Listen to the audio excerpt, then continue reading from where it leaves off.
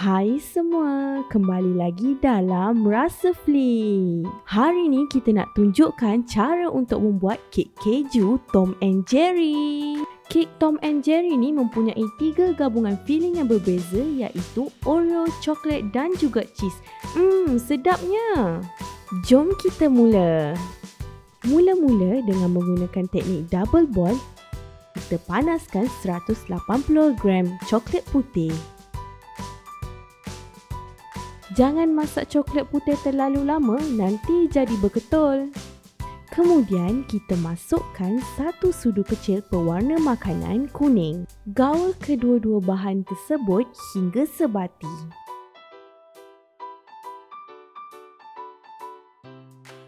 Bila coklat kuning sudah menjadi suam, masukkan 2 sudu besar coklat kuning ke dalam acuan silikon. Ratakan coklat ke semua bahagian acuan. Bekukan sekejap di dalam peti sejuk. Masukkan 180 gram krim keju.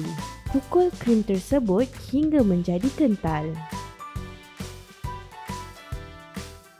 Masukkan 45 gram gula. Pukul rata kedua-dua bahan tersebut. Masukkan 1 sudu kecil esen vanila.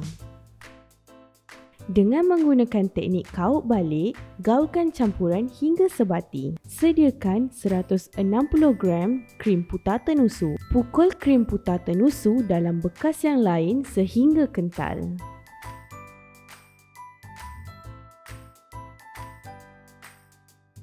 Seterusnya, masukkan krim putar tenusu tadi ke dalam campuran krim keju. Gaulkan kedua campuran tadi hingga sebati dengan menggunakan spatula.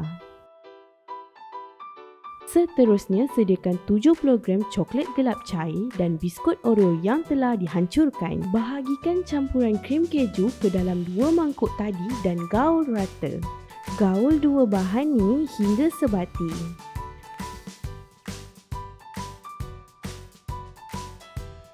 Kemudian masukkan campuran krim keju ke dalam mangkuk yang kedua.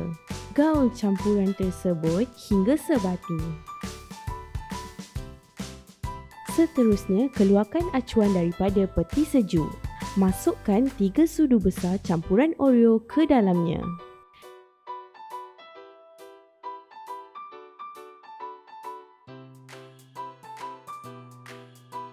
Kemudian tambahkan 2 sudu besar campuran coklat gelap ke atas lapisan campuran Oreo. Ratakan campuran coklat gelap dan sejukkan di dalam peti sejuk. Selepas 4 jam, keluarkan kek keju dari acuan dengan berhati-hati. Masa nak keluarkan kek keju ni, korang kena hati-hati tau. Takut kek keju ni pecah. Yeay, kek Tom and Jerry kita dah siap untuk dihidangkan. Senang je kan nak buat kek yang comel ni? Selamat mencuba semua.